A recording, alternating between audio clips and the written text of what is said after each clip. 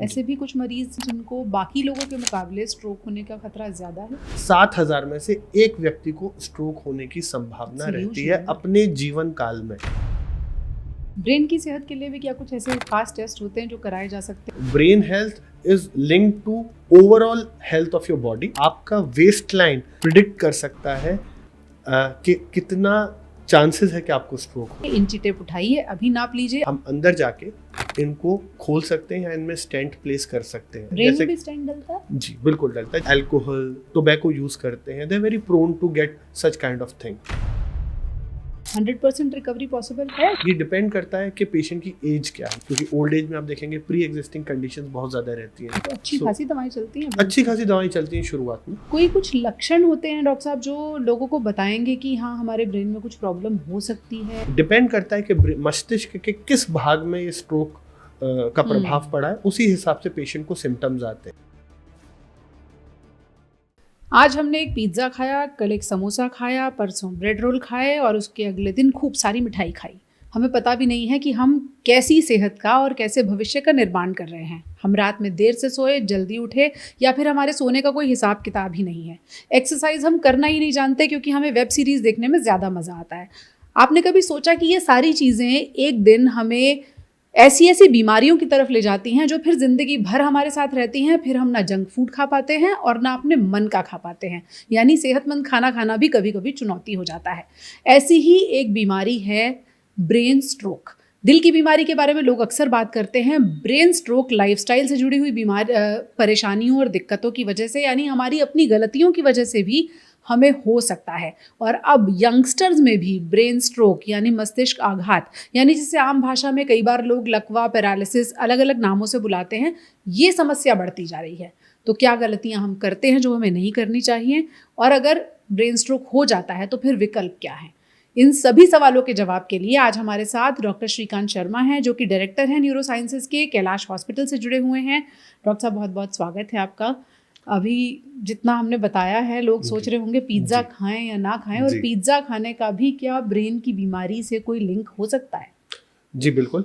सबसे पहले हमें समझने की ज़रूरत है कि ब्रेन स्ट्रोक होता क्या है। जी। ब्रेन स्ट्रोक को अगर हम सामान्य हिंदी भाषा में अगर समझें तो जैसा आपने पहले बताया कि मस्तिष्क आघात, तो ये मस्तिष्क आघात होता क्यों है, मैं इसको स्ट्रोक बोलूँगा जी।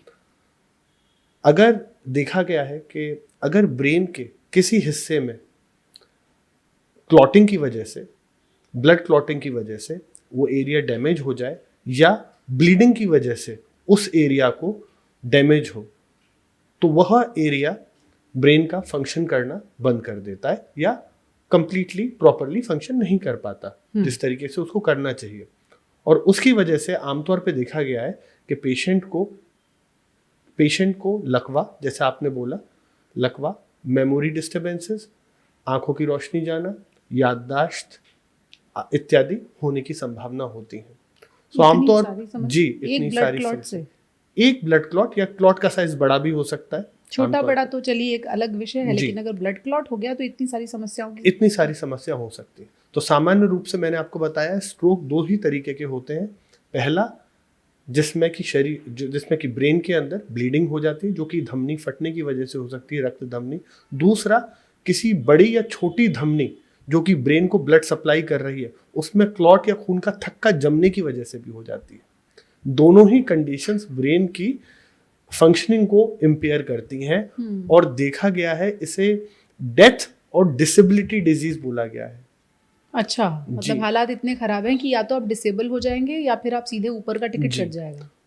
आज 2024 का जो सेंसस है वो हमें बताता है कि हमारे देश में प्रति 10 लाख जो पेशेंट्स होते हैं, लोग होते हैं, जो पॉपुलेशन है हमारे, उनमें 145 लोगों को स्ट्रोक आने की संभावना है, जिसका मतलब मोटा है करीबन 7,000 में से एक व्यक्ति को स्ट्रोक होने की संभावना रहती है अपने जीवन काल में। बाप रे। भारत पूरे विश्व का 10% स्ट्रोक पेशेंट्स का कंट्रीब्यूशन करता है, जो कि मुझे पता है कि एग्जैक्ट नंबर नहीं है, क्योंकि ये सब नंबर्स हमारे अर्बन डेटा से लिया गया है, शहरी डेटा ज़्यादा है, गांव और छोटे शहरों के डेटा उपलब्ध नहीं है। तो मैं बहुत श्योर हूँ कि ये नंबर 10 और 15 से 50% से भी ज़्यादा हो सकता है। जैसे आपने कहा कि या तो ब्लड क्लॉट हो गया या फिर कोई धमनी फट ही गई, जी ये तो हुआ फाइनल जो भी रिजल्ट है। जी। ये होता किस वजह से है? क्या वजह हैं जो ब्रेन में क्लॉटिंग करती हैं, या फिर ब्रेन की नस को फटने तक के लिए जो हालात हो जाते हैं उसके पीछे रीज़न क्या है? देखिए, रीज़न बहुत सारे हैं इसमें। अगर मैं मेन रीजंस की बात करूं, जो कि कन्वेंशनल जो रीजंस हैं, ट्रेडिशनल रीजंस बेसिकली बोलेंगे, ब्लड प्रेशर।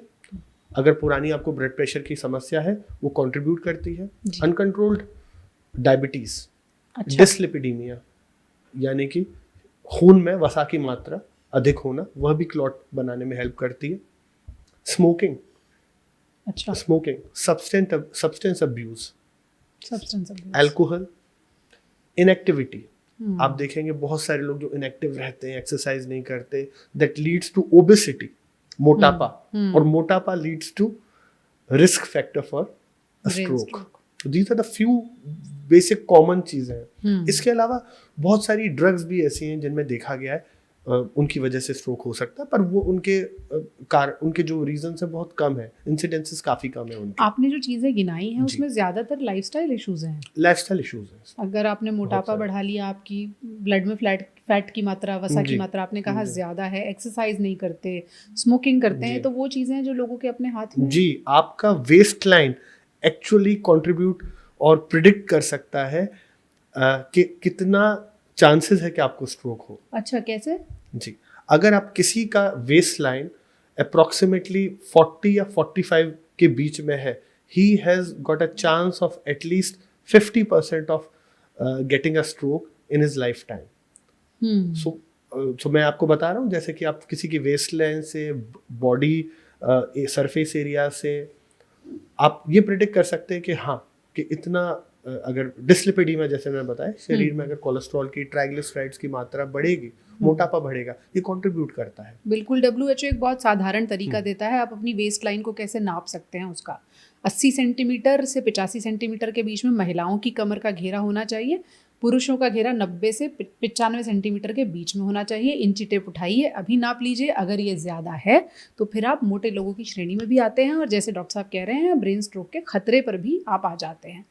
कोई कुछ लक्षण होते हैं डॉक्टर साहब जो लोगों को बताएंगे कि हाँ, हमारे ब्रेन में कुछ प्रॉब्लम हो सकती है या हम स्ट्रोक की तरफ जा सकते हैं? पहले कुछ इंडिकेशन मिलता है? जी, ये बहुत ही इम्पोर्टेंट एक पॉइंट है जो आपने रेज किया, और ये मुझे लगता है कि आमतौर पे घर पे रहने वाले हम सभी नौजवानों को, घर पे रहने वाली नवयुवती जो भी हैं, हमारे परिवार के सदस्य हैं, यंग सदस्य खासकर, मैं चाहूँगा कि ये मैसेज उन तक जाए, और हम हमारी मेडिकल भाषा में इसको प्रमोट करते हैं बी फास्ट करके, BEFAST।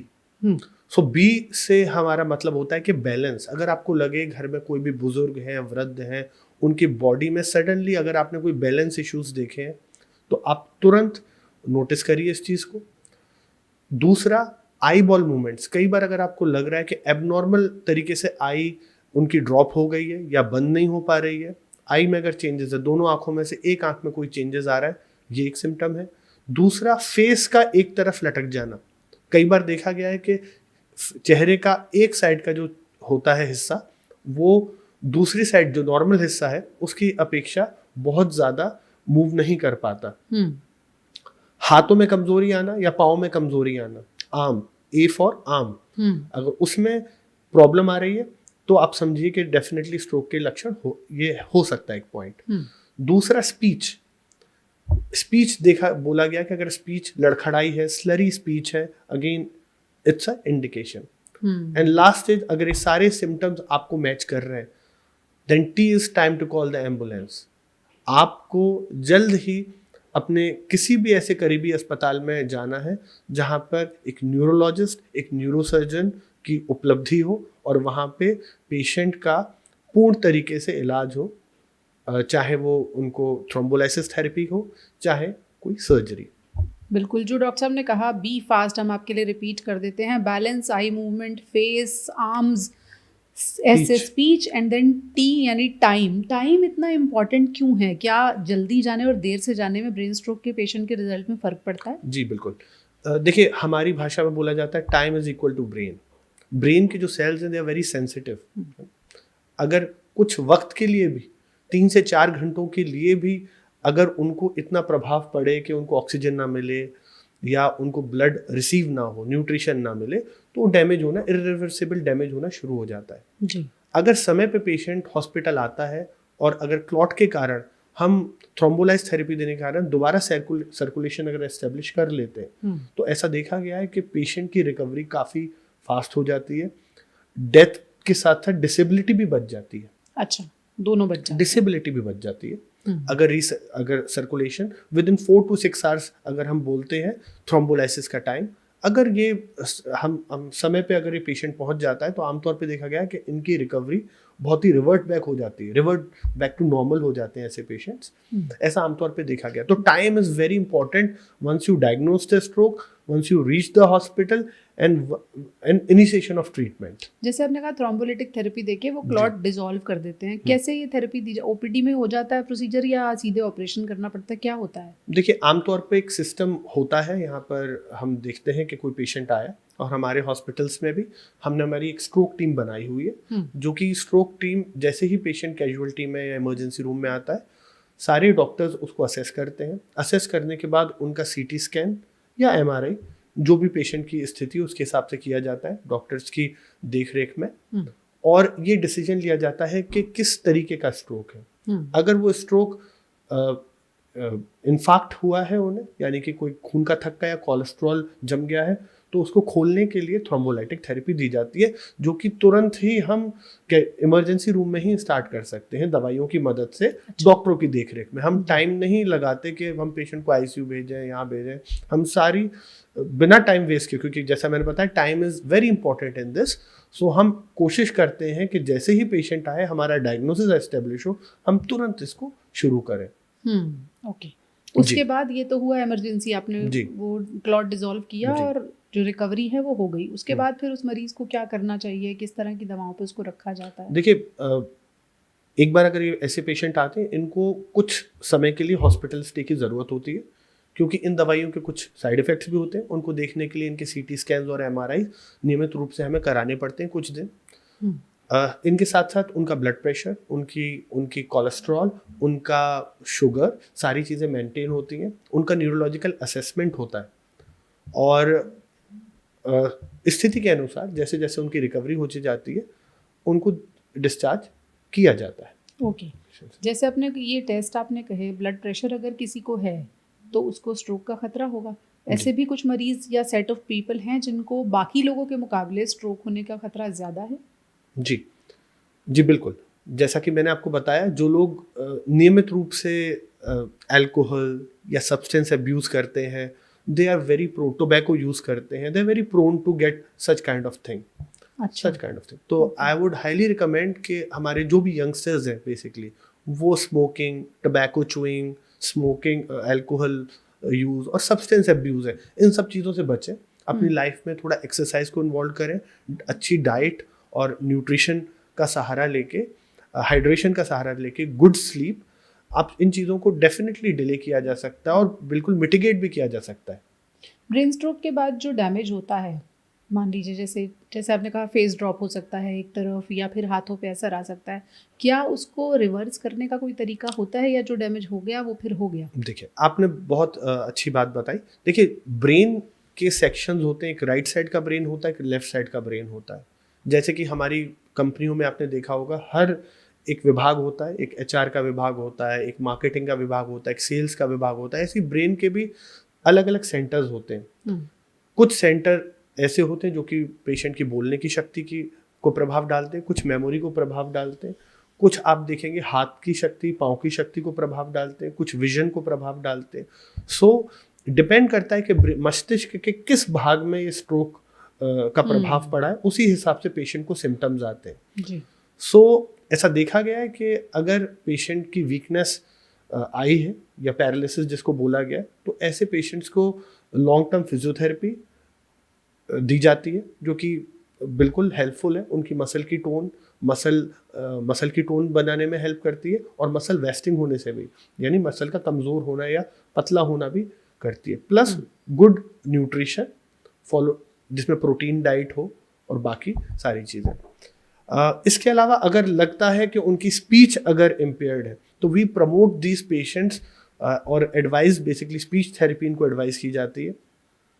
उनको लिखने का, अगर हाथ में कंट्रोल, फाइन मोटर मूवमेंट्स वगैरह, इस तरीके की ऑक्यूपेशनल थेरेपीज भी हम एडवाइस करते हैं। जैसे आपने कहा कि फिजियोथेरेपी, रिहैब, ये सब उनका चलता है, तो 100% रिकवरी पॉसिबल है? जो ऑर्गन डैमेज हुआ है, मान लीजिए हाथ में मूवमेंट अफेक्ट हुआ है। सो मैंने ये बोला कि it's a death and a disability kind of disease. So initially जब भी कोई पेशेंट आता है, हमारी सबसे पहले जो हमारी सर्वप्रथम हमारी जो ज़रूरत ये रहती है और हमारे पॉइंट ये रहता है कि पेशेंट का जीवन बचे किसी तरीके से। तो prime importance is to save patients life. And once हमें जब कॉन्फिडेंस आ जाता है कि हाँ, now we are out of that zone और पेशेंट भी उस डेंजर जोन से आ गया है बाहर, तो इन लॉन्ग टर्म में हम रिकवरी उसमें देखते हैं। आमतौर पे देखा गया है कि टाइमली इंटरवेंशन हो तो रिकवरी के रेट्स बहुत अच्छे हैं इसमें। मैंने जैसा आपको बताया कि टाइमली अगर इनको थ्रोम्बोलाइटिक थेरेपी मिल जाए तो देखा गया है कि 90 to 100% रिकवरी भी होती है इन पेशेंट्स की। अच्छा जी, ऐसा भी देखा गया है।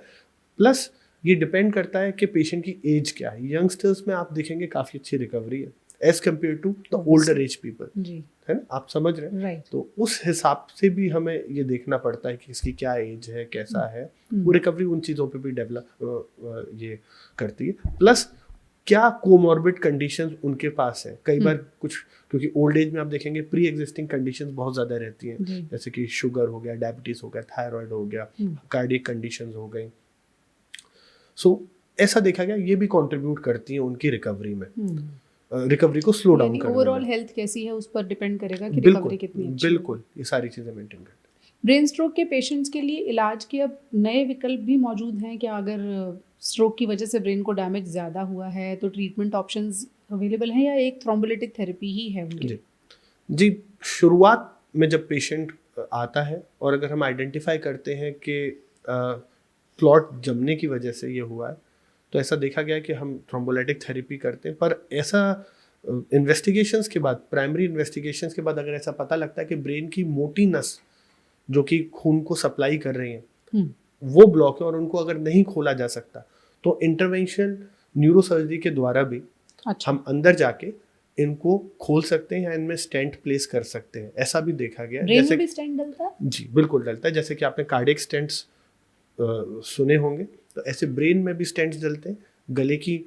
गले से, हार्ट से, गले से होते हुए जो नसें जाती हैं, कैरोटिड आर्टरीज, उनके भी स्टीनोसिस की वजह से अगर ब्रेन में स्ट्रोक आया तो उनमें भी आमतौर पे देखा गया है कि स्टेंट डाल के काफ़ी अच्छे रेट्स हैं, रिकवरी के भी बहुत अच्छे रेट्स हैं। अच्छा, हाँ, तो मैकेनिकल थ्रोम्बेक्टोमीज के थ्रू क्लॉट निकाला जा सकता है और अगर सिकुड़न है उसके लिए हम स्टेंटिंग भी करते हैं। हार्ट के स्टेंट तो लोगों को पता है, ब्रेन के स्टेंट के बारे में इतनी चर्चा नहीं होती। जी बिल्कुल। तो वहाँ भी ये होता है, एक स्टेंट है, 2 स्टेंट, कितने भी डाले जा सकते हैं? आमतौर पे हाँ, एक से ही काम चल जाता है, क्योंकि ब्रेन की वेसल्स और इनके वेस्कुलेचर में बहुत अंतर है होता है। पर हाँ, ये डिपेंड करता है सिचुएशन के हिसाब से कि कितना बड़ा क्लॉट है या कितना सिकुड़न है, उसके हिसाब से निर्णय लिया जाता है डॉक्टर के द्वारा। जी डॉक्टर साहब, जैसे दिल का स्टेंट डलता है तो उसके बाद बहुत सारे प्रिकॉशंस होते हैं क्योंकि एक फॉरेन बॉडी अब है आपके पास। जब ब्रेन में स्टेंट डलता है तब भी क्या प्रिकॉशंस और अलग तरह से ज़िंदगी हो जाती है उसके बाद? जी बिल्कुल, हमें वही सारी चीज़ें करनी चाहिए जो कि एक हार्ट में स्टेंट डलता है। बट इसके साथ साथ हमें ये ध्यान रखना है कि हमें अपनी एंटी थ्रोम्बोटिक थेरेपी यानी खून पतला करने की दवाइयाँ नियमित रूप से ये लें। हम अपनी बीपी की दवाइयाँ, अपनी शुगर की दवाइयाँ ये नियमित रूप से लें। वजन ना बढ़ने दें, स्मोकिंग, अल्कोहल को बिल्कुल बंद करें और एक रूटीन में थोड़ी सी मिनिमल एक्सरसाइज अपने जीवन में डेली थोड़ा 10 मिनट 20 मिनट उसको करें। अच्छा। ये लॉन्ग रन में आपके वेसल्स को भी एक हेल्थ देता है और रिकरेंट स्ट्रोक्स आने के चांसेस भी कम होते हैं।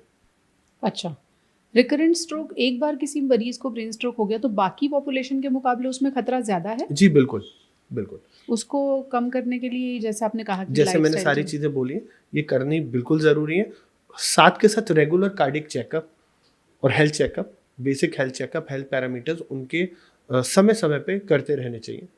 हृदय की जांच, बाकी बॉडी के भी रेगुलर। ब्रेन स्ट्रोक के पेशेंट को दिल का खास ख्याल किस लिए रखने की ज़रूरत होती है? जी बिल्कुल, आमतौर पे देखा गया है कि कार्डियक कॉजेज़ की वजह से कई बार हार्ट में हमारे कोलेस्ट्रॉल के जो थक्के होते हैं, ये निकल के छिटक के ब्रेन की तरफ मूव कर जाते हैं, और ब्लड क्लॉट भी मूव कर जाते हैं, जिनमें कि कोलेस्ट्रॉल के टुकड़े भी होते हैं, ब्लड क्लॉट भी होता है, और जाके रक्त की धमनियों को ऊपर ब्लॉक कर देते हैं। तो जो कार्डियक कॉज होते हैं वो कंट्रीब्यूट करते हैं हमारे ब्रेन स्ट्रोक में बेसिकली। ब्रेन स्ट्रोक से रिलेटेड जो दवाएं आप लोग देते हैं, जैसे आपने कहा एक तो ब्लड थिनर्स हैं जो चलेंगे, और भी जो दवाएं देते हैं, आमतौर पर लोगों की परसेप्शन ये होती है कि दिमाग के मरीज की जो दवा होती है बहुत हैवी होती है, बहुत साइड इफेक्ट्स होते हैं। क्या ये बात सच है कि बहुत साइड इफेक्ट्स होते हैं? बिल्कुल सच था ये, पर अब जैसे जैसे हम देख रहे हैं हर फील्ड में चेंजेस आ रहे हैं, और सारी दवाइयाँ अब जो दी जाती हैं वो एविडेंस बेस्ड मेडिसिन होती है, उन सब के ट्रायल्स होते हैं, फेज 1, 2, 3 सारे ट्रायल्स होने के बाद ही वो अप्रूव होती हैं। एंड ये जो दवाई हैं बेसिकली जैसा मैंने आपको बताया, ब्लड थिनर्स, जिनको खून पतला रखती हैं जो दवाइयाँ, कोलेस्ट्रॉल कम करती हैं वो दवाइयाँ, ऐसी दवाइयाँ जो ब्रेन के जो सेल्स हैं उनका रीजनरेशन करें, ऐसी दवाएं होती हैं सेल्स को रीजनरेट करने में हेल्प करती हैं जी। ऐसी दवाइयाँ जो ब्रेन की सूजन कम करें शुरुआत के दिनों में, ऐसी दवाइयाँ जिससे पेशेंट को दौड़ा ना पड़े, और कुछ सपोर्टिव मेडिकेशंस। तो अच्छी खासी दवाएं चलती हैं? अच्छी खासी दवाएं चलती हैं शुरुआत में, एंड ग्रेजुअली धीरे धीरे as per the condition Wien of होती हैं दवाइयाँ। अच्छा, जैसे आपने कहा कि ब्लड थिनर्स चलते हैं, कोलेस्ट्रॉल कंट्रोल करने की दवाएं चलती हैं, वो वही दवाएं होती हैं जो दिल के मरीज खाते हैं, या ये ग्रुप ऑफ मेडिसिन अलग हैं, वो ग्रुप ऑफ मेडिसिन अलग हैं? नहीं, आमतौर पे वही दवाइयाँ होती हैं, हाँ, पर बेस्ड अपॉन कि उनके पैरामीटर्स क्या हैं, ट्राइग्लिसराइड कैसे हैं, HDL क्या है, कोलेस्ट्रॉल क्या है, उसके हिसाब से दवाइयाँ एक डॉक्टर उनको प्रिस्क्राइब करता है। प्लस ब्रेन सेल्स रीजनरेशन के लिए और दवाएं, वो एडिशनल मेडिकेशन, एडिशनल दवाएं जी। किस आधार पे दवाएं फिर वीन ऑफ होती हैं? क्या क्राइटेरिया रहता है कि कुछ मरीजों की दवाएं बहुत कम हो जाएंगी, कुछ की चलती रहेंगी? जी, देखा गया है कि अगर पेशेंट सिम्टोमेटिकली इम्प्रूव कर रहा है ना, जैसे कि उसको कोई भी अगर डेफिसिट से अगर वो इम्प्रूव कर रहे हैं, चाहे उसकी वीकनेस इम्प्रूव हो रही है, हाथ की, पाँव की, स्पीच इम्प्रूव हो रही है, मेमोरी, व्यवहार अच्छा हो रहा है उसका, तो उस आधार पर दवाइयाँ कम होती हैं। प्लस सीरियल CT स्कैन्स या MRIs होते हैं उनके, और उनके बेसिस पे भी हम दवाइयों को धीरे धीरे रिड्यूस करते हैं। ओके, और कौन सा मरीज ज़्यादा अच्छा करेगा, रिकवरी बेटर होगी, किसकी कम होगी? एक तो आपने कहा उम्र एक क्राइटेरिया है, यंग एज होगी, तो उसके अलावा भी कुछ क्राइटेरिया होता है कि पेशेंट कितनी अपनी दवाओं को लेके अवेयर है, हाइजीन कितनी मेंटेन कर रहा है?